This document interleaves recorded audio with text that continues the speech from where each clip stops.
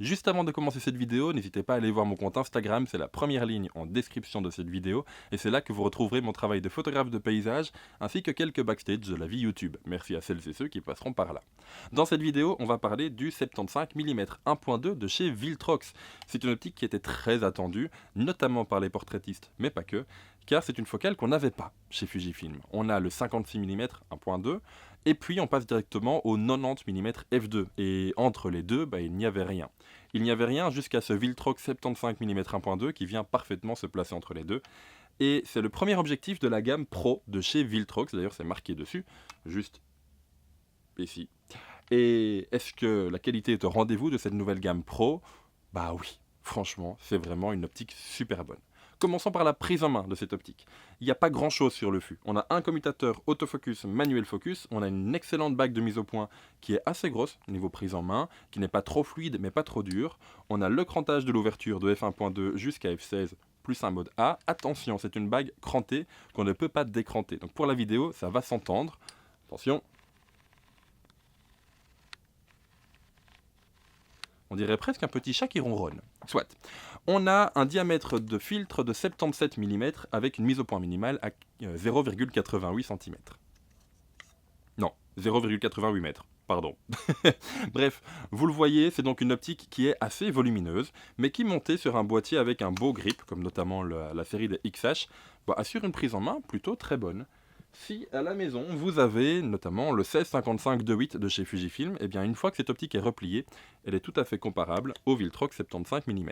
Donc c'est vrai que c'est assez encombrant, mais de l'autre côté ça assure une excellente prise en main.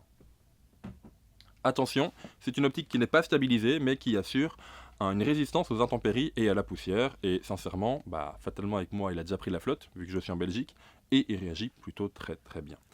On a également un pare-soleil qui est en plastique, mais un plastique de bonne qualité. Bref, de manière générale, l'optique sent la solidité et respire une certaine force. Franchement, c'est plutôt de très très bonne conception.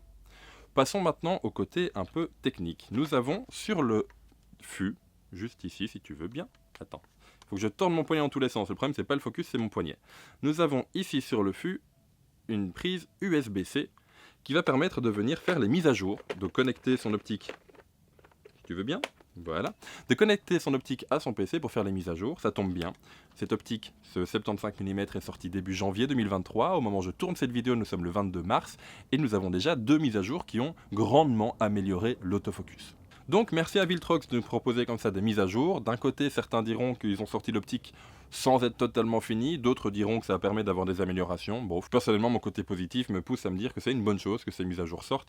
Ça permet d'avoir une optique qui devient de meilleur en meilleur, ça se dit, de mieux en mieux. Bref, vous avez compris le concept. Bon, niveau qualité d'image, fatalement, les gens vont penser à faire du portrait en premier avec cette optique. Et c'est un peu ce que j'ai fait. J'ai demandé à ma chérie de vouloir poser, de bien vouloir poser pour prendre quelques photos, ce qu'elle a accepté, merci à elle. Et donc, j'ai pu tester le suivi autofocus. Elle a marché vers moi à une allure ni trop lente ni trop rapide, une allure normale, et j'ai un excellent suivi. Alors, il n'est pas parfait, il y a encore des ratés, mais sincèrement, dans sa globalité, je trouve que le suivi est très très bon. J'ai un taux de réussite du focus de 65-70%. Et d'ailleurs, je vous mets la vidéo ici. On peut voir qu'avec le XH2, franchement, le suivi est très très bon. Donc, pour un modèle qui marche vers l'appareil, ou en tout cas qui se déplace, ça pose pas trop de problèmes. Pour un modèle statique, j'ai quasiment du 100% de réussite. En réalité, j'ai une photo qui n'est pas parfaitement nette, pour la simple et bonne raison qu'en fait, c'est du 1.2 et ma modèle, ma chérie dans ce cas-ci, porte des lunettes. Et donc fatalement le focus se fait de temps en temps un petit peu sur le reflet du verre et non pas sur l'œil. Et à f1.2, bien malheureusement, ça se voit très très fort. Donc c'est à la fois une bonne chose d'avoir une grande ouverture, d'un autre côté, il faut que la mise au point soit parfaitement réussie. Soit. On peut voir donc au niveau qualité d'image, alors même si on va zoomer à 100% dans l'image, que la qualité est là. Oui, il y a du vignettage entre f1.2 et f2, mais sincèrement, quand il n'y en a pas, j'en rajoute, donc je suis très content qu'il y en ait. Juste avant de continuer cette vidéo, si jamais cette optique, si jamais cet objectif t'intéresse ou si tu as envie de faire des achats en ligne, je te conseille le magasin IPLN, Images Photo Lyon. Tu trouveras tous les liens dans la description, dont le lien de ce Viltrox. Avec le code créateur Pierre B, ton achat ne te coûte pas plus cher, mais tu soutiens mon travail.